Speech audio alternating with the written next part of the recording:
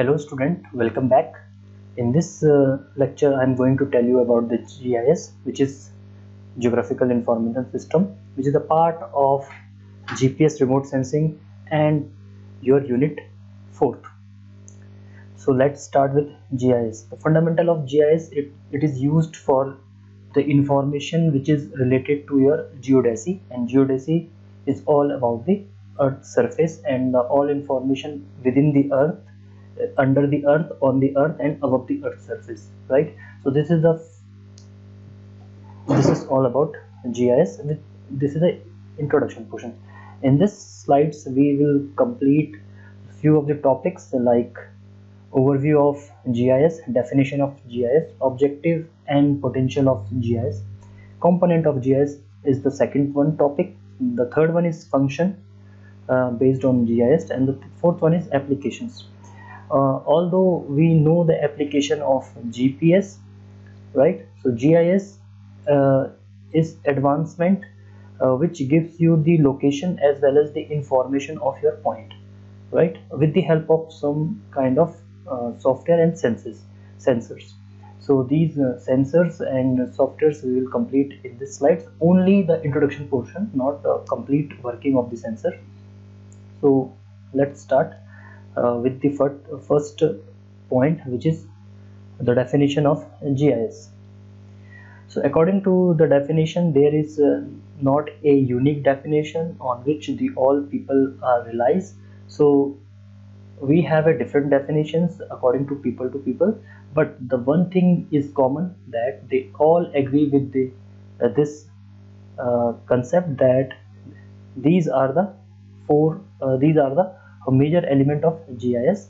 In this, the hardware, software, and database, application and infrastructure. So basically GIS consists of these three. These three will further divided into a different part, like software and hardware are the different approaches, and application and infrastructures are the different approaches. So we will cover further when we reach in this topic, when we reach the top parts of GIS. So basically GIS is a specific information system applied to geographic data, and it is mainly referred to as a system of hardware. Like this is the first component of GIS, hardware, second component software, personal and procedure, right? So basically I am going to collect the geographical data, geographical information, and this geographical data will convert into information, right? So this information is provided by a software which is governed by the person. This software installed on a device, which is the first part of GIS, and the procedure. The procedure means there are some kind of method by which an organization which is involved in the work or in the field of GIS will give you the presentation of the data. So this is the fourth one, and basically this is organization based, right? For example, we will take the example of Google Map. So Google Map is provided by the Google for the freely, but at a certain limit, right? We have certain limit like the accuracy, like the pixel, like the resonance, like the data. So Google Map is basically work on an organization strategic, right? तो इसी तरीके से बाकी organisation के क्या क्या AIIMS होते हैं जीआईएस इंफॉर्मेशन को रिप्रेजेंट करने के, वो प्रोसीजर पे डिपेंड करते हैं. So this is the fourth one is represent by organisation. Designed to support capture, management, manipulations, analysis, modeling and display of spatial reference data for solving complex planning and management problem, right? So this is the definitions brought in 1987, given by the Bloch in 1986, and it is published in the organization NCGIA in 1990. So basically, if I'm going to short this definition, so basically GIS is a specific information system. GIS Basically, GIS is a mechanism or a technique, you can say the mechanism or a technique by which you will collect the geographical information with the help of some kind of software and hardware, right? So this is a very small definition, and there are alternate names of GIS also, like multi-purpose geographical data system, multi-purpose input land use system. See, this is land use is a part of map. तो map आपके कई तरीके से होते हैं, उसी में से एक मैप का टाइप होता है लैंड यूज। आगे आने वाली स्लाइड्स में आपको इसके विजुअल देखने को मिलेंगे। Computerised geographical information system, system for handling natural resource inventory data, Jio information system, special information system, land resource information system and further on. आप, क्योंकि हमने ऑलरेडी प्रीवियस स्लाइड्स में बोला है कि जीआईएस की जो डेफिनेशन है वो एक यूनिक डेफिनेशन नहीं है, जो सबसे ऑथेंटिक डेफिनेशन थे वो हमने लास्ट स्लाइड में अभी पढ़ा, यहाँ पे पढ़ा, इससे हमने अपनी छोटी सी डेफिनेशन निकाली। नाउ जब डेफिनेशन ही यूनिक नहीं है तो जीआईएस के लिए जो नेम है वो भी बहुत डिफरेंट है। जिस जिस जगह पे इसका एप्लीकेशन जिन तरीके से होता है उन तरीके से इनका नाम दिया गया है। So this is all are the different alternative names of GIS. So the objective of GIS is it will maximize the efficiency of planning and decision making, right? Before going to construct any civil engineering project, we need a proper planning, and while we are going to planning phase, we have to take some decisions, some kind of decisions about related to site, about related to project, about the cost, about the time. So all this is very important, and GIS can help in this phase of the project. It provides efficient means for data distribution and handling, elimination of redundant database. Redundant database means sometimes you don't need the old data or the duplicacy of the data, so this can be reduced by the GIS. Capacity to integrate information for many sources, because it is based on computerized software, so it has a data storage, high data storage capacity, right? Complex analysis queries involving geographical reference data to generate new informations. तो कभी कभी क्या होता है कि it is very tedious and humongous task for a human person, or a person or a humankind, that they have to analyze the data on the basis of maps. जो surveying के maps हमारे पास available हैं उनसे हमें जो problems होती हैं वो बहुत कॉम्प्लेक्स हो जाती है, तो उस चीज़ को सॉल्व करने के लिए GIS इज यूजफुल. नाउ इन सारे पॉइंट्स को समझने के लिए we will take an example. Suppose you have to construct a dam. तो आपने क्या करना है, डैम बनाने से पहले उसकी प्लानिंग करनी है कि लोकेशन कहाँ पे होगी, ठीक है. और लोकेशन जब आप फाइंड करोगे तो आप एक ही लोकेशन नहीं करोगे, you have to find 2-3 location, alternative locations find करोगे. और जो अल्टरनेटिव लोकेशंस फाइंड करते हैं तो आपके यहाँ पे डिसीजन लेना पड़ेगा कौन सी लोकेशन बेस्ट है, कौन सी वाली लोकेशन में डिसएडवांटेज ज़्यादा है, एडवांटेज ज़्यादा है, कौन सी वाली लोकेशन में आप मटेरियल को जल्दी पहुँचा सकते हो, लेबर कॉस्ट कितनी होगी, टाइम का फ्रेमिंग क्या होगा. तो ये आपने क्या करा, एक डैम का एग्जाम्पल लिया और यहाँ पे आपने प्लानिंग करी, then you have to take the decision. So जो डिसीजन आपने लिए वो बेस्ड लिए GIS इंफॉर्मेशन, क्योंकि आपको उस जगह की इंफॉर्मेशन मिल जाएगी. सो यहाँ पे हम एक एग्जांपल ले रहे हैं. Suppose this is a dam का, हम डैम हमें कंस्ट्रक्ट करना है, तो हमारे पास क्या होगा, ये कंटूर मैप्स है. Like this is the mountain one. If this is the 10 meter, 15 meter, 20 meter. So this is a contour map like this. This is a one mountain, okay, and we have the another contour like this.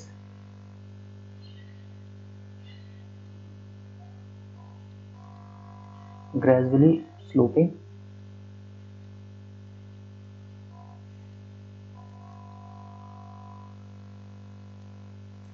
तो जो river है वो हमारी कुछ इस तरीके से move कर रही है, राइट। नाउ कंटूर मैप है तो ये मैं इसको फिर से दे देता हूँ, 10, 12, 13, 14, 15 and this is 16 meter. Now you can imagine that this river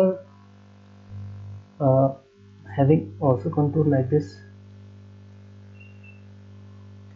तो ये कंटूर हमारे 5 मीटर के उसमें है, ठीक है। तो इस तरीके से कंटूर मैप है, ये रिवर है। अब मुझे इस पे एक डैम कंस्ट्रक्ट करना है लाइक दिस। तो मैं यहाँ पे एक डैम कंस्ट्रक्ट करना चाहता हूँ। तो दिस इज माय लोकेशन 1, फिर एक लोकेशन ये है लोकेशन 2 एंड एक लोकेशन ये है लोकेशन 3, ठीक है। तो लोकेशन 1, 2, 3 में से कौन सी लोकेशन बेस्ट होगी ये मुझे तब पता चलेगा जब मैं इस पूरे कंटूर लाइन को अलाइन करके इस पूरे मैप को स्टडी करूँगा। मैं साथ में ये भी पता करूँगा कि जब मैं ये वॉल बना दे रहा हूँ, जब मैं डैम बना दे रहा हूँ, तो इसके पीछे जो वाटर रुकेगा, ठीक है, लाइक दिस, वो कितने एरिया को सबमर्ज करेगा, ठीक है। तो अभी मैंने डैम बनाया नहीं है, but I can take decision over these things that if any software will tell me that how many catchment area is for this particular dam and how many area is submerged due to the construction of dam at location 2, then I will easily take the decision. तो यहाँ पे ये फ़ायदा हो जाता है जब भी हम बात करते हैं GIS सॉफ्टवेयर से मिले हुए डेटा की। जब भी हम GIS को यूज़ करेंगे तो हमारे पास जोग्राफिकल इंफॉर्मेशन मिल जाएगी लोकेशन 1, 2, 3 की। तो उसके बाद हमें ये पता चल जाएगा कि अगर यहाँ पे इतने मीटर हाइट का डैम बनता है तो कितना रिजर्वायर का वॉल्यूम होगा और कौन कौन से एरिया इसमें सबमर्ज होंगे। फिर जो सबमर्ज एरिया होंगे उसका नुकसान कितना होगा, ठीक है, उसका नुकसान इन्वायरमेंट पे कितना होगा, लेकिन उसका फ़ायदा सोशल में कितना होगा, सोशो इकोनॉमिक रिलेशनशिप भी हम देखेंगे। So these are the planning phase which we are doing whenever we use any high project. So the planning phase आपने समझ लिया, तो ये डिसीजन मेकिंग आपने समझ लिया है कि कैसे डिसीजन हम लेते हैं जब हम प्लान कर रहे हैं। तो प्लान करने के लिए हमें ये समझना होगा कि हमारी रिक्वायरमेंट क्या है। रिक्वायरमेंट हमें समझ में आ गया, फिर हम साइट पे गए, साइट पे लोकेशन फाइंड करी, लोकेशन जब हमने देखी तो उसको कौन सी लोकेशन हमें बेस्ट है वो डिसीजन पे, और उसके लिए जो इनपुट्स होंगे वो हमें GIS के थ्रू मिलते हैं, राइट। तो ये जो कॉम्प्लेक्स एनालिसिस है जो अभी हमने एक छोटे से एग्जांपल में करने की कोशिश करी है, ये बहुत होती है, बहुत ज़्यादा कॉम्प्लेक्स होती है, क्योंकि अभी हमने इसमें बहुत ही कम फैक्टर्स इंक्लूड करे। जैसे सिर्फ अभी ये तो हमने इसमें जो रिजर्वायर था, रिजर्वायर को एरिया या फिर वॉल्यूम की बात करें वो हमने कंसिडर किया। फिर सबमर्ज्ड एरिया की बात करी हमने, और यहाँ पे हमने इन्वायरमेंट की बात करी, एंड सोशल, जिसको हम कहते हैं सोशो इकोनॉमिक इम्पैक्ट की हमने बात करी।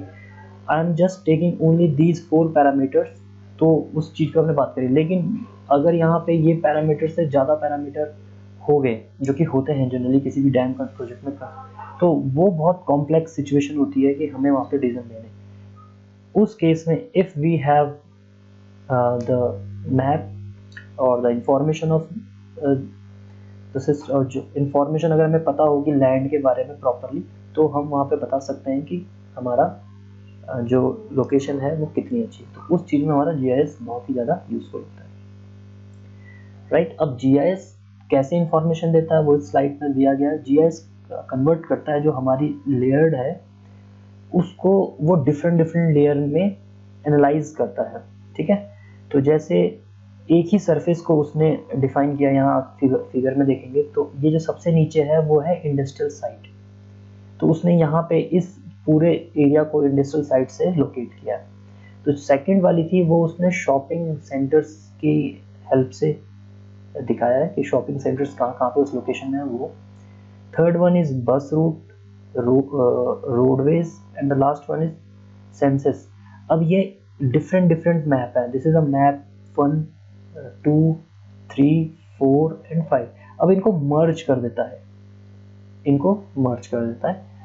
तो ये एक कॉम्प्लेक्स सिचुएशन है, ये एक कॉम्प्लेक्स प्रोसेस है, ठीक है, कि अगर कोई ह्यूमन करेगा तो वो इसको इसमें एरर हो सकता है, but because we are using computer system तो ये कॉम्प्लेक्स एनालिसिस ईजी हो जाती है। इसीलिए ये बहुत ही पावरफुल टूल्स है GIS for addressing geographical environmental issues. Okay, it allow us to arrange information about a location as a set of map, ठीक है। तो जो भी हमें देखना होगा वो हम यहाँ से देख सकते हैं सेट ऑफ मैप से। इवन कि हम ये भी देख सकते हैं कि मैप 1 का मैप लास्ट वाला जो कि हमारे पास 5th है उसके साथ क्या रिलेशनशिप है, ठीक है। सेंसस ट्रैक मतलब पीपल यहाँ पे कैसे हैं और इंडस्ट्रियल एरिया कहाँ कहाँ पे है, शॉपिंग सेंटर कहाँ कहाँ पे, तो वो चीज भी हम इंपैक्ट कर सकते हैं जीआईएस की हेल्प से। So potential of GIS, once a GIS is implemented, the following benefits are expected. Geospatial data are better maintained in a standard format. Division and updating are easier. Geospatial data and information are easier to search, analyze and represent. More value added product. देखिए हम क्या करते हैं, जो special data है उसको हमें information के फॉर्म में कन्वर्ट करना है। इंफॉर्मेशन के फॉर्म में कन्वर्ट करने पे क्या होता है, उसको हम एनालाइज कर सकते हैं, और जब एनालाइज करते हैं तो उसके बाद जो हमारा आउटपुट होता है वो एक वेल डिफाइंड इमेज के फॉर्म में होता है जिसको हम रिप्रेजेंट के फॉर्म में दिखाते हैं। अभी हम इसको आगे देखेंगे कैसे ये चीज़ें होती हैं। तो ये सारे पोटेंशियल हमारे मीट होते हैं, although we have only 2-3 important points here. So the important thing is कि GIS किन क्वेश्चंस के आंसर देता है, जैसे in this slides the questions that a GIS is required to answer are mainly as follow। तो कुछ तरीके के क्वेश्चंस हम GIS के थ्रू हम अचीव कर सकते हैं, जैसे what is at मतलब लोकेशन पे क्या चीज है।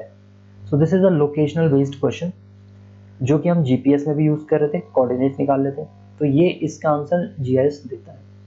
उस लोकेशन पे क्या चीज है ये जीपीएस नहीं देता है, तो यहाँ पे हमें पता चल जाता है। तो this is a conditional question, जिस लोकेशन पे कौन सी चीज है वो भी हमें जीआईएस प्रोवाइड करता है। As I told you earlier कि लेयर बाय लेयर वो मैपिंग करता है अर्थ सरफेस की।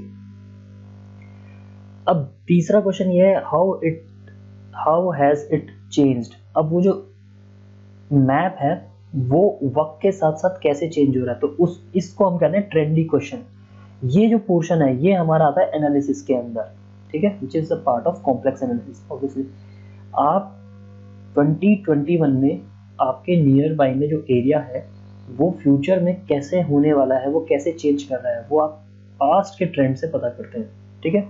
या फिर उसके आसपास, आपके आसपास के जो एरिया में जो एक्टिविटी हो रही है, डिफरेंट एक्टिविटीज, जैसे बिजनेस एक्टिविटीज हो रही है, इंडस्ट्रियल एक्टिविटीज हो रही है, एजुकेशनल एक्टिविटीज हो रही है, एग्रीकल्चर एक्टिविटीज हो रही है, उसके बेसिस पे हम ये ट्रेंड सॉल्व करते हैं।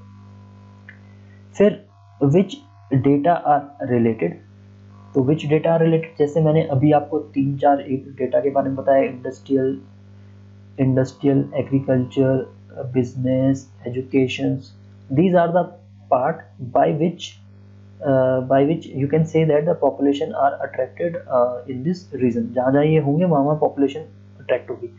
तो ये कैसे कैसे इनपुट्स हमें लेने हैं ये भी हमें GIS की हेल्प से मिल जाता है। तो this is the relational questions, आपको यहाँ पे एनालाइज करने के लिए मिल जाएगा कि आप ये बताना चाहते हो कि this is a location 1 and we have a location 2।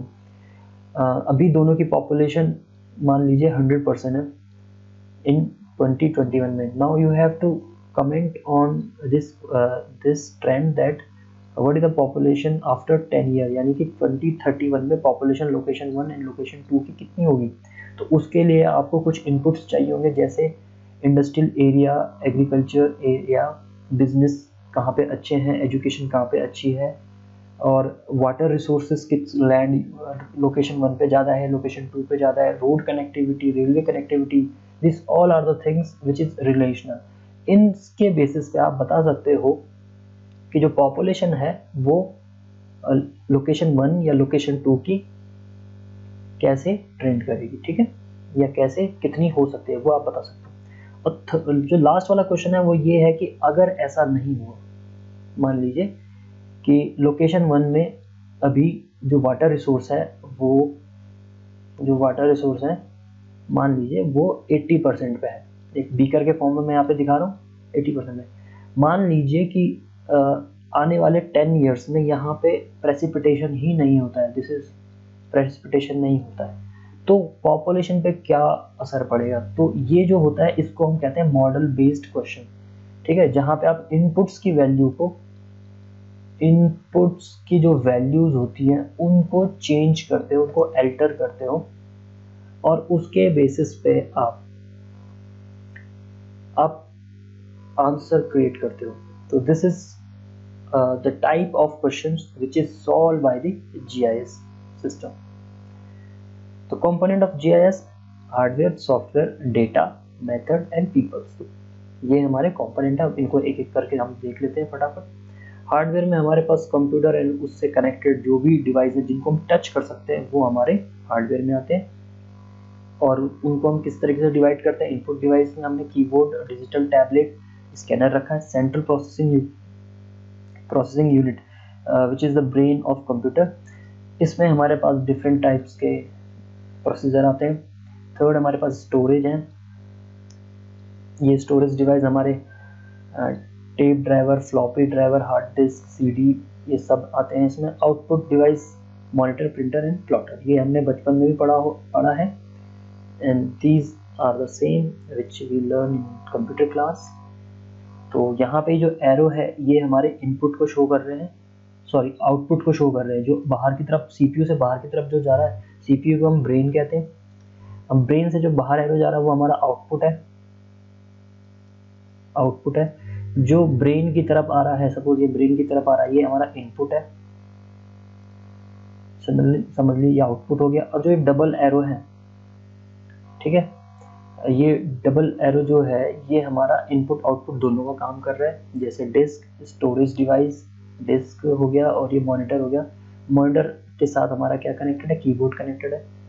तो ये जो पूरा का पूरा mouse, keyboard and monitor are input as well as output system. क्योंकि हम देखिए कीबोर्ड पे हम कोई चीज़ एंटर करेंगे या प्रेस करेंगे कोई चीज़, तो उससे ब्रेन में कोई ना कोई एक्टिविटी होगी और जो ब्रेन में एक्टिविटी होगी वो मॉनिटर पर डिस्प्ले हो जाएगी। तो मॉनिटर हमारा आउटपुट है, कीबोर्ड हमारा और माउस हमारा इनपुट है। तो इसीलिए इस पूरी यूनिट को, इस पूरी असेंबली को उन्होंने क्या कहा, इनपुट आउटपुट का।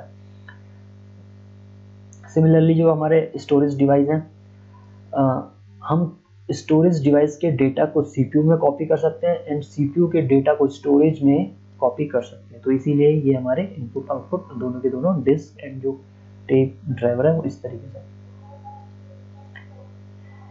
की सॉफ्टवेयर कंपोनेंट क्या होते हैं, obviously tools for the input and manipulation of geographical information, A DBMS system, tools that support geographic queries, analysis and visualization, a graphic user interface। Basically software का काम क्या है, software का काम ये है जो इनपुट और जो बाइनरी हमारी लैंग्वेज होती है, जो हमारी 0 और 1 के फॉर्म में होती है, इसको रीड करना और उसके बाद हमें एक ऐसा, देखिए ये मैं अंदर की तरफ लगा देता हूँ इनपुट, और उसके बाद हमें एक ऐसा पिक्चर या इंफॉर्मेशन प्रोवाइड करना जिसको हम रिलेट कर सके, जिसको हम अंडरस्टैंड कर सके, राइट, जिसको ह्यूमन अंडरस्टैंड कर सके।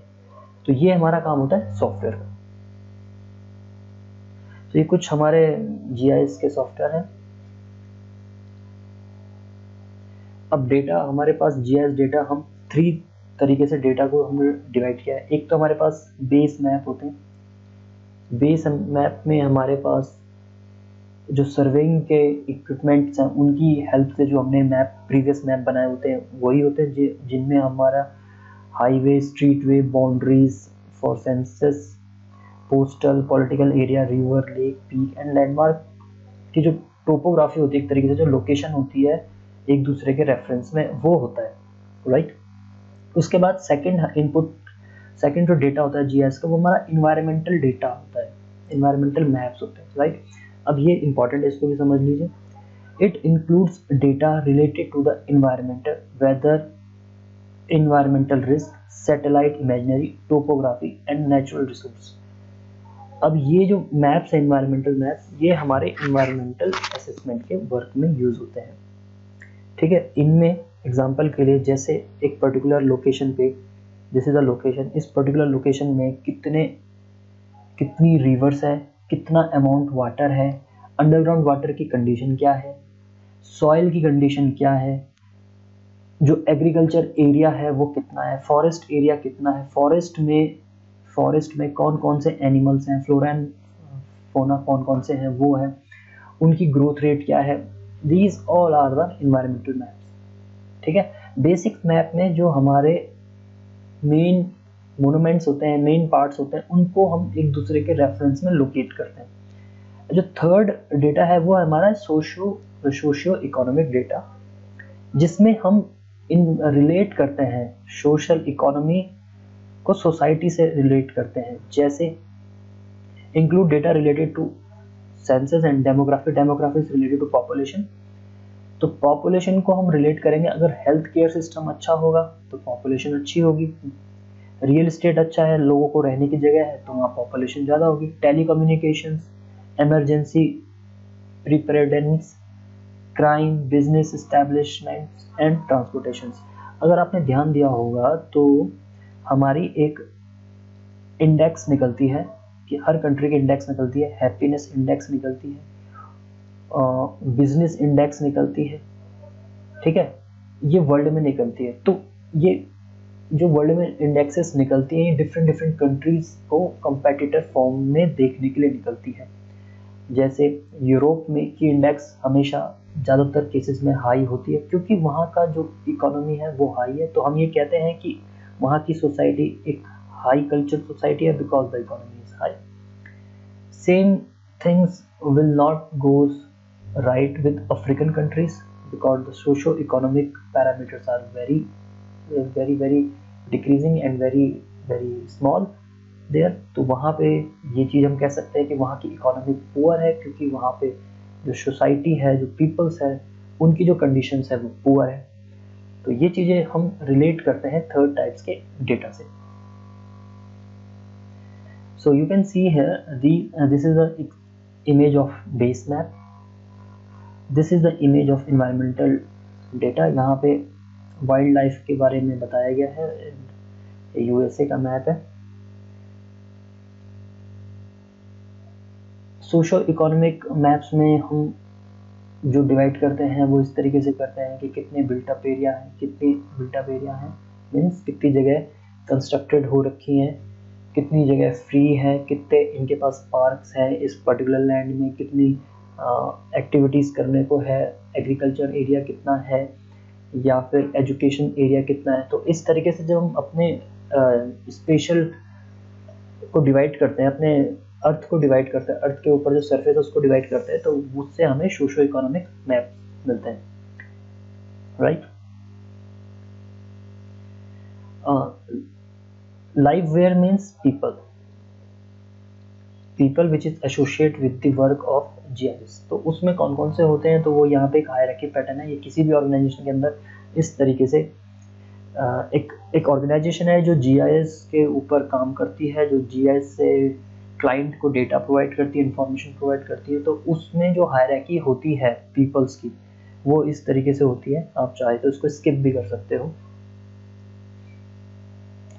और वही ऑर्गेनाइजेशंस का जो मेथड होता है, जो प्लान होता है, कंपिटिटर का तरीका होता है मार्केट में, वो वेल डिजाइन प्लान होता है। उनके कुछ बिजनेस रूल्स होते हैं, उन पे बेस्ड होते हैं, या फिर मॉडल्स एंड ऑपरेटिंग प्रैक्टिसेस जो दूसरे ऑर्गेनाइजेशन से अलग होती है। तो ये थर्ड वन है, राइट। एग्जाम्पल के लिए आपको बता दिया, एग्जाम्पल देखते हैं। यहाँ पे एग्जाम्पल के लिए मैं आपको सबसे सिंपल एग्जाम्पल है, देखिए गूगल मैप सबके लिए एक्सेस है, बट उसकी एक्यूरेसी क्या है, कम है, because it is free.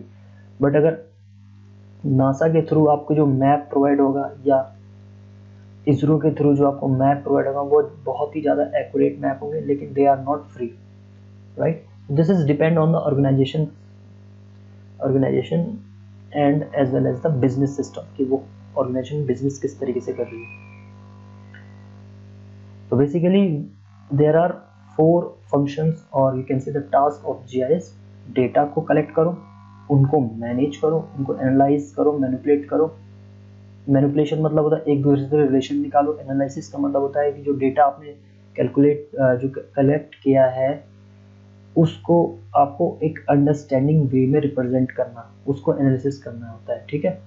Manipulation होता है कि एक दूसरे के साथ रिलेट कर रहे हो और आप वैल्यूज को चेंज कर रहे हो, ठीक है। इनपुट्स की वैल्यूज को चेंज कर रहे हो जिससे आप आउटपुट को चेक कर रहे हो, वो आपका मैनिपुलेशन हो गया। और इसके बाद ये सब चीज करने के बाद ह्यूमन बीइंग के लिए एक इस तरीके से डिस्प्ले करना, ठीक है, जिसको वो बहुत इजी वे में समझ सके, वो हमारा 4th टास्क होता है which is done by GIS. तो आप इससे भी डेफिनेशन निकाल सकते हो कि GIS is the system which collect data, manage, analysis and manipulate, then display a useful thing of geodesy, ठीक है, information related to earth surface. तो इनपुट डेटा के बारे में हम थोड़ा और देखते हैं। The procedure of encoding data into a computer readable form and writing the data to the GIS database. Data input include 3 major steps. The later 2 steps are called data processing, data capture, editing and cleaning. Last one is geocoding. तो ये जो 2 है इनको हम कहते हैं data pre-processing। Input के लिए हमारे पास कीबोर्ड एंट्री है, मैनुअल डिजिटलाइजेशन या फिर स्कैनर है। स्कैनर जो होते हैं वो बड़े बड़े जो बेस मैप होते हैं उनको रीड करते हैं। जो जब हमारे पास जीआईएस नहीं था तब हमने जो मैप्स बनाए थे वो मैन्युअली बनाए थे, तो उन मैप को रीड करने के लिए हमारे पास स्कैनर की ज़रूरत होती है। कीबोर्ड एंट्री में हमारे पास जो कंप्यूटर की लैंग्वेज होती है उसमें हम अपने इनपुट्स को प्रोवाइड करते हैं और वो उसको एक रिप्रेजेंटेशन फॉर्म में बाद में देता है। और मैनुअल डिजिटलाइजेशन में हमें क्या होता है कि हमारे पास कुछ स्कैनर होते हैं जिनको हमें मैप पे, suppose this is a map, उन स्कैनर को हमें इस तरीके से मूव कराने होते हैं मैप के ऊपर। जब हम इसे मूव कराते हैं तो ये इमेज ऑटोमेटिकली सेव हो जाती है कंप्यूटर के अंदर, like this is a sensor cursor. अब इसको वो मैप के ऊपर यहाँ पे मूव करा रहे हैं इस तरीके से। ओल्ड मैप ही आपका देखने होंगे, ओल्ड मैप है। जब आप इसको इस तरीके से मूव कराएंगे तो यहाँ से ये रिलेटेड है तो यहाँ पे मैप बन जाएगा, ठीक है। This is a input technique for GIS. Scanning में हम बड़े बड़े मैप, ओल्ड मैप को स्कैनर के अंदर डालते हैं और वो मैप के फॉर्म में, डिजिटल फॉर्म में कन्वर्ट हो जाते हैं। GIS as told you earlier, GIS क्या करता है, जो हमारी अर्थ सरफेस होता है उसके जो मैप्स होते हैं वो डिफरेंट लेयर में कन्वर्ट करते हैं। लाइक वाटर टेबल का मैप बनाएगा, सॉइल के ऊपर मैप बनाएगा, डिफरेंट क्लासिफिकेशन करेगा। उसके नीचे वाटर टेबल के नीचे जो हमारी रॉक्स होगी उसका भी मैप बनाएगा। फिर ये एक्चुअल मैप को देखिए, ये जो ऊपर सरफेस के ऊपर जो एक्चुअल मैप है उसको उसने डिस्ट्रिक्ट वाइज बनाया, स्ट्रीट वाइज बनाया, लैंड यूज वाइज बनाया और ये पार्सल वाइज बनाया, मतलब सेक्टर वाइज भी इसने यहाँ पे डिसाइड किया। साथ में जो रिवर की कंडीशन है और जो डिस्चार्ज पॉइंट्स है, इनपुट्स पॉइंट है, जो यहाँ पे रेन होगी, ठीक है। हालांकि इस फिगर में दिखाया है जो यहाँ पे प्रेसिपिटेशन होगा उसका डेटा भी कलेक्ट करता है। तो जीआईएस इतनी सारी चीज़ें एक साथ करता है जिस वजह से हमें जब भी हमें कोई भी कॉम्प्लेक्स डेटा की ज़रूरत होती है तो हम हमेशा जीआईएस के पास जीआईएस सॉफ्टवेयर को यूज़ करते हैं।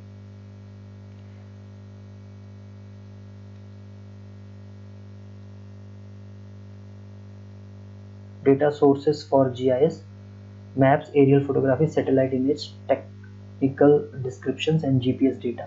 GPS हम कलेक्ट करते हैं। तो suppose this is a map, ये हमारा ओल्ड मैप है जिसको हमने कलर कोडिंग प्रोवाइड करी हुई है। तो ये हमारे जीआईएस के डेटा सोर्स हैं, ये हमारे प्रीवियस एरियल फोटोग्राफी है। This is the satellite image, satellite में हमें ये इस तरीके से दिखाई दे रहा है। टेक्निकल डिस्क्रिप्शंस में हम इस तरीके से खुद जाके जीआईएस की जीपीएस की हेल्प से या फिर अपने जो सर्वेइंग इक्विपमेंट है उसकी हेल्प से जाके मैप ड्रॉन करते हैं। And the last one is GPS system. Let us skip this, we don't need this one. Basically जो इसमें बताया गया है कि जो जियोग्राफिकल डेटा है, अब उस डेटा के कुछ कंपोनेंट्स होने चाहिए। बेसिकली आपको वैसे भी पता है कंपोनेंट में सबसे इंपॉर्टेंट क्या है, लोकेशन है, लोकेशन है, टाइम है, ठीक है, स्पेशल रिलेशनशिप है। मतलब अगर आपने कोई, लेट्स चेंज दिस स्लाइड्स, अभी हम इसको थोड़ा डिस्क्राइब करके देखते हैं।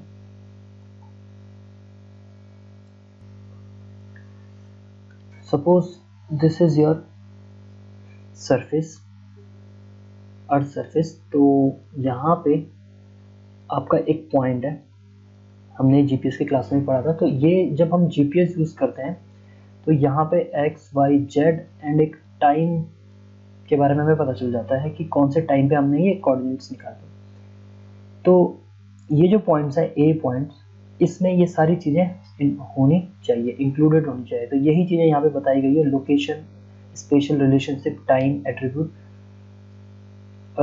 Component, integrated components mainly. तो ये जो ए पॉइंट है ये बी पॉइंट से कितना दूर है, इसी को हम कहते हैं specially data. X Y Z हमारे पास क्या है, कोऑर्डिनेट सिस्टम है, कोऑर्डिनेट में टाइम हम क्या लेते हैं, हमने एक सिस्टम पढ़ा था कि ए पॉइंट की लोकेशन हम सैटेलाइट इमेज से देख रहे हैं। फर्स्ट डे को देखा, फिर 3 डे को देखा, देन 7 डे को देखा। इस तरीके से हम क्या करते हैं, उसके डेटा को इंक्लूड करते हैं। So this all we already no.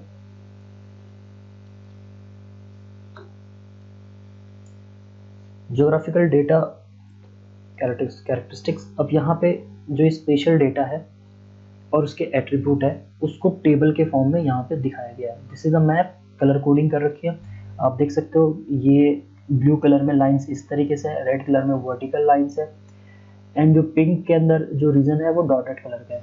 इन सबको उन्होंने एक सिंगल यूनिट में कन्वर्ट किया है, ठीक है, ये सिंगल पॉइंट्स में कवर किया है। इन पॉइंट्स के उन्होंने डिफरेंट लोकेशंस निकाली हुई है, with X coord distance wise निकाली है। उसके बाद उन्होंने उस जगह के नेम को यहाँ शो किया है और उसके एट्रीब्यूट को एक कोड दिया है जिसको हम जियो कोड कहते हैं, ठीक है। तो ये हमारा क्या है, ज्योग्राफिकल डेटा कैरेक्टरिस्टिक्स का तरीका होता है कि जो डेटा होता है वो इस तरीके से सेव होता है। वो जो डेटा है वो टेबल के फॉर्म में सेव होता है, लेकिन जब हम उसे देखते हैं, जब वो डिस्प्ले करता है जीआईएस, तो उसमें हमें ये चीज़ इस तरीके से देखने को मिलेगी, ठीक है। बट ये चीज़ डिस्प्ले जो हमें मिल रहा है, सबसे पहले हमें फील्ड में जाके with the help of satellite, GPS या किसी भी मेथड से सबसे पहले हमें इस पूरे लैंड को, इस पूरे पीस ऑफ लैंड को एक डिफरेंट एट्रीब्यूट प्रोवाइड करना पड़ेगा। तो ये चीज़ें भी हैं, पहले हमें अपने ज्योग्राफिकल लैंड को एट्रीब्यूट प्रोवाइड करना पड़ेगा, उसको पर्टिकुलर लोकेशन प्रोवाइड करनी पड़ेगी, उसको जियो कोड देना पड़ेगा। उसके बाद इस इंफॉर्मेशन को बहुत सारे यूजर्स परचेज कर सकते हैं, यूटिलाइज कर सकते हैं अपने पर्पस के हिसाब से। तो 2 तरीके के हमारे पास डेटा होते हैं, special data and attribute data. Attribute data हमारे टेबल के फॉर्म में होते हैं, स्पेशल डेटा हमारे पिक्चर के फॉर्म में होते हैं, जैसे point, object, lines, area and grid, pixel represent as a map, example area of a land, ठीक है। बट जो एट्रीब्यूट डेटा होते हैं वो हमारे स्पेशल नहीं होते, वो हम उन्हें देख नहीं सकते हैं, बेसिकली ये है, ठीक है। They are describe information of special data, specified special object, often have no direct information about the special location but can be linked to special object they describe, usually organized in table form as I told earlier. Example, the owner of parcel of land. तो आपको यहाँ पे समझ में आ गया होगा कि special data वो है जो हम आई से देख सकते हैं, नॉन स्पेशल डेटा वो है जो डायरेक्टली तो नहीं कनेक्टेड होती है लेकिन इनडायरेक्टली कनेक्टेड होती है उस पर्टिकुलर इंफॉर्मेशन से, जहाँ से जो लैंड है वो किसके नाम पे है। तो यहाँ पे एक एग्जांपल दिया गया है, आप इससे समझ सकते हैं। So these are the points, these are the lines. If I connect a number of points, we will get the lines, and if these lines are starting and finishing at the same point, then we will get the area or the polygons. And the another things, we have a topography in the form of contour maps, right? तो यही चीजें हैं हमारी जो data है GIS का data, वो इस तरीके से है। फिर हम इसे इस तरीके से लेते हैं, then we show the presentation. Then skip this identifiers. तो यहाँ पे हमारे पास ये जो है ये स्पेशल डेटा है, स्पेशल डेटा है जहाँ पे आप देख सकते हो जो पॉइंट्स हैं, A point, B point, C point and A point, B point, C point क्या है वो हमने आइडेंटिफायर या पहले ही उसको हमने टेबल के फॉर्म में था। उसी चीज को अगर हम इस टेबल के फॉर्म में कन्वर्ट करें, ठीक है, यहाँ पे हम इसकी कुछ वैल्यू देते हैं 5, 10, 0, 1, इस तरीके से कंप्यूटर लैंग्वेज है ये, ठीक है। तो ये पूरा जब हम इस टेबल को फिल करेंगे तो ये स्टोर्ड होता है कंप्यूटर के अंदर, ठीक है। बट जीआईएस सॉफ्टवेयर की हेल्प से ये तो सब हमारा क्या है, इनपुट है, इनपुट। अब ये इनपुट हमने कैसे लिया है, हम फील्ड में गए, हमने जीपीएस यूज किया या हमने सैटेलाइट इमेज यूज करी या हमने पुराने ओल्ड मैप्स को रीड करके यूज किया, उसके ऊपर हम पढ़ चुके हैं। तो इनपुट से हमने क्या किया, टेबल के फॉर्म में वैल्यू रखी, एट्रीब्यूट के फॉर्म में वैल्यू रखी। उसको हमने क्यों रखा, क्योंकि वो स्टोर करना आसान है, this can be stored very easily. और स्टोर करने के साथ साथ क्या होती है, ये मेमोरी भी कम लेती है। तो उसके बाद हमने ये लिया, उसके बाद हमने सॉफ्टवेयर की हेल्प से इस स्टोर्ड वैल्यू को एक गुड रिप्रेजेंटेशन फॉर्म में लेकर आए, जब हमने इसमें और सारी एट्रीब्यूट्स को ऐड करा। तो वो काम होता है जीपीएस सॉफ्टवेयर में। तो जो हमारे पास फॉर्म है वैल्यू को रिप्रेजेंटेशन करने का तरीका, वो दो तरीके से हम रिप्रेजेंट करते हैं। Suppose this is a real image, इसको हम वेक्टर के फॉर्म में करते हैं, which is the point, line, polygon, इस तरीके से होता है। और एक हमारा होता है रेस्टर के फॉर्म में। तो रेस्टर के फॉर्म में हमारे टेबुलर होती है। जो बेस्ट होता है वो हमारा वेक्टर होता है। वेक्टर में हम इजीली चेक कर सकते हैं कि हमारा लेक कहाँ पे है, मार्शी एरिया कहाँ पे है, फॉरेस्ट कहाँ से है, ग्रासलैंड कहाँ से, as compare to the real image. But raster में हम ये चीज़ नहीं कर सकते। रेस्टर में हमारे पास जो फॉर्म होती है वो टेबल होती है। अब बेसिकली ये रेस्टर बना कैसे, ये एक्चुअल में इस तरीके से एक टेबल थी, ठीक है। इस टेबल पे जो ब्राउन कलर है उसके लिए नंबर ले लीजिए 2, जो ब्लू है उसके लिए ले लीजिए 3, ग्रीन के लिए 4 ले लीजिए एंड येलो के लिए 5 ले लीजिए। तो यहाँ पे कंप्यूटर में जो रेस्टर फॉर्म में डेटा रहेगा वो कैसे रहा होगा, जो ब्राउन जितनी भी जगह ब्राउन है वहाँ पे 2 स्टोर हो गया, 3 सेंटर में स्टोर हो गया because it is a blue, इस तरीके से। उसके बाद 4 यहाँ पे स्टोर हो गया, साइड में 4 हो गया क्योंकि ग्रीन है। उसके बाद फिर यहाँ नीचे 2 आ गया, ठीक है। तो इस तरीके से रेस्टर डेटा स्टोर होता है कंप्यूटर में।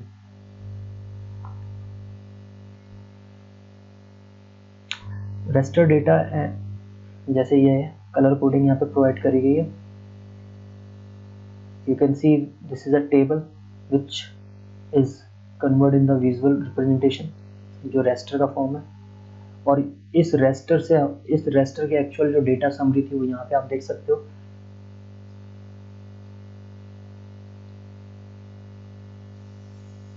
वेक्टर डेटा इस तरीके से पॉइंट एंड पॉइंट को मिला के बनाया जाता है। लाइन हो गया। अब ये जो लाइन है, ये the starting of this line and ending of this line is same, hence it is converted into form of a close contour, or we can say this is a polygon shape। तो इसमें ये सारे points के attribute यहाँ लिखे हुए हैं, latitude and longitude लिखे हुए हैं। कलर कोडिंग यहाँ पे प्रोवाइड हो रखी है। कलर कोडिंग से आप पता कर सकते हो कि जो ब्लू कलर है वो रिप्रेजेंट है सी के लिए, लेक के लिए। ब्लू कलर बेसिकली रिप्रेजेंट है वाटर के लिए, ठीक है। अब ये जो वाटर है ये एक कन्फाइंड एरिया में है, ये कनेक्टेड एरिया में है, साथ में ये जो एक पॉलीगन के शेप में है, तो हम इसको कह सकते हैं कि this must be A lake और ए पूल ऑफ वाटर, राइट। तो ये हम इस तरीके से हम इसको समझते हैं चीज़ों को वेक्टर के अंदर। तो यहाँ पे आप देख सकते हैं कि जो ये है ये डेटा फॉर्म है, इससे हमने किस तरीके से पॉलीगन बनाया है। लाइंस के लिए इस तरीके से है, एंड पॉइंट्स के लिए इस तरीके से, लेकिन जो इसके जो डेटा समरी होगी वो एक जो सेव होगी वो किसके फॉर्म में होगी, टेबल के फॉर्म में होगी कंप्यूटर के अंदर। ये विजुअल प्रेजेंटेशन है, this is the visual representation, these are the visual representation. पर एक्चुअल में जो डेटा स्टोर्ड हो जाए, जिसको हम डेटा समरी कह रहे हैं, जिसको हम रीड, जिसको कंप्यूटर एनालाइज करता है, वो एक टेबल के फॉर्म में होता है। और वो आता कैसे है, वो एक डेटाबेस से आता है, which is the form of input. तो वो इनपुट ये है। और उसके बाद हमारे पास कुछ फॉर्मेट है, जैसे रेस्टर में कौन सा फॉर्मेट यूज होता है और वेक्टर में कौन सा फॉर्मेट होता है, वो हम आगे देखेंगे। बट इस स्लाइड्स में हम ये देख सकते हैं कि अगर हम कन्वर्ट करते हैं vector, this is a vector, suppose this is a river, इस वेक्टर को अगर हम रोस्टर फॉर्म में करते हैं तो हमारे पास फिर भी कुछ ना कुछ एरर्स आती ही है। वो एरर यहाँ पे आप देख सकते हो कि हमने इसको किस तरीके से फिगर बाय फिगर किया। So we have some formats for standard vector formats are DLG shape files, tiger files, and raster format are .jpg, .tif, .gotiff। so ये चीज़ आप याद कर लीजिएगा, कभी कोई पूछ लेता है इस चीज़ों को कि वेक्टर के फॉर्मेट्स एंड रेस्टर के फॉर्मेट कौन कौन से होते हैं।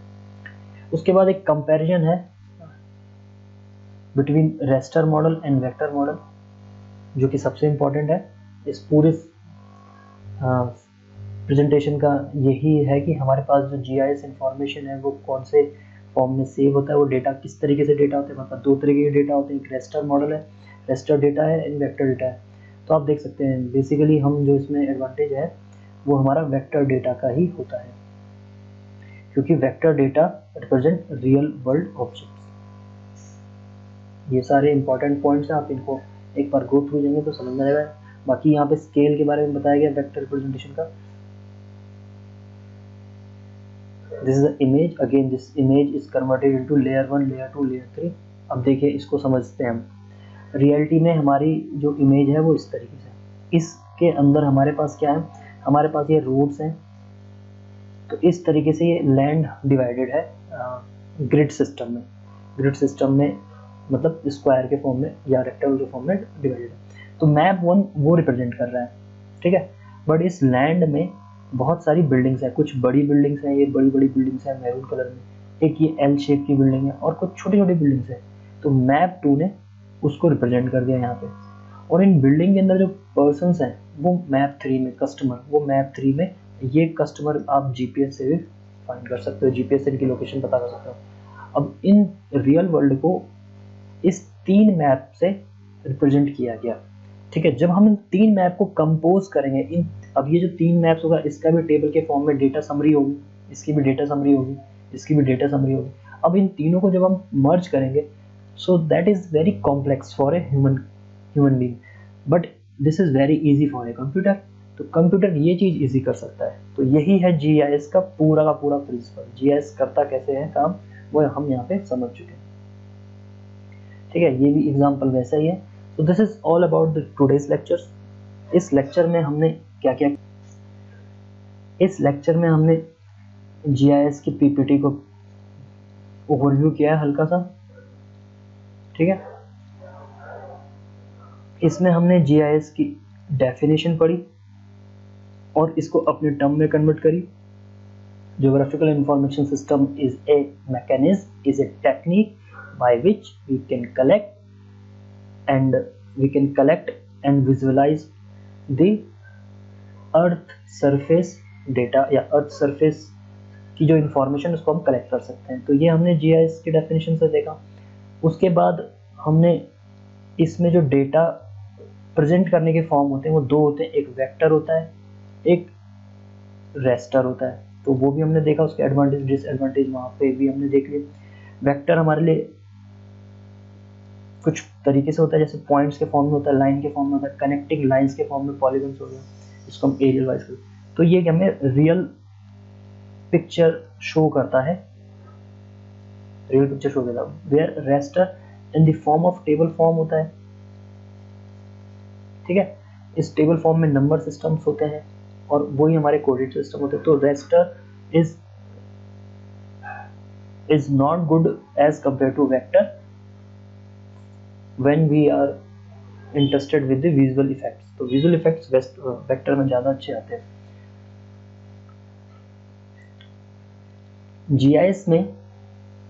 GIS में जो इनपुट होते हैं वो इनपुट्स किस फॉर्म में ले जाते हैं, वो इनपुट्स आपके स्कैनर के थ्रू लिए जा सकते हैं, GPS के थ्रू लिए जा सकते हैं, एरियल व्यू के थ्रू लिए जा सकते हैं, ठीक है। सैटेलाइट इमेजेस के थ्रू लिए जा सकते हैं। सैटेलाइट इमेजेस में थर्मल इमेजेस का भी फंक्शन होता है जो डिफरेंट कलर कोडिंग करते हैं। ये इनपुट को हम कन्वर्ट करते हैं डेटा के फॉर्म में, टेबुलर डेटा होता है, डेटा समरी बनती है।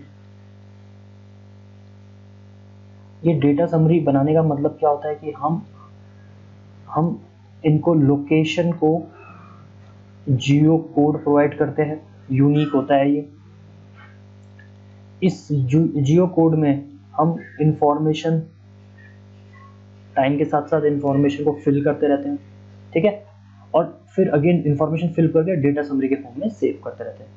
सॉफ्टवेयर क्या करता है, सॉफ्टवेयर जो GIS सॉफ्टवेयर होता है वो इस डेटा को एक्सट्रैक्ट करता है और इसको एक प्रेजेंटेशन के फॉर्म में लाता है, ठीक है। ये प्रेजेंटेशन का फॉर्म दो तरीके से होता है, vector and raster. So this is the working of GIS, geographical info system की जो वर्किंग है वो इस तरीके से है, ठीक है। अब ये जियो इन्फॉर्मेशन जो हम डेटा समरी में रखते हैं, ये क्या होता है एक्चुअल में, ये रियल वर्ल्ड को डिफरेंट लेयर में मर्ज करके हम इंफॉर्मेशन को एक्सट्रैक्ट करते हैं। जो सॉफ्टवेयर होता है वो कई मैप को एक ही लैंड के बहुत सारे मैप को एक्सट्रैक्ट करता है, मर्ज करता है और उसके बाद प्रेजेंट करता है। So this is the function of GIS software. So this is all about the today's lecture.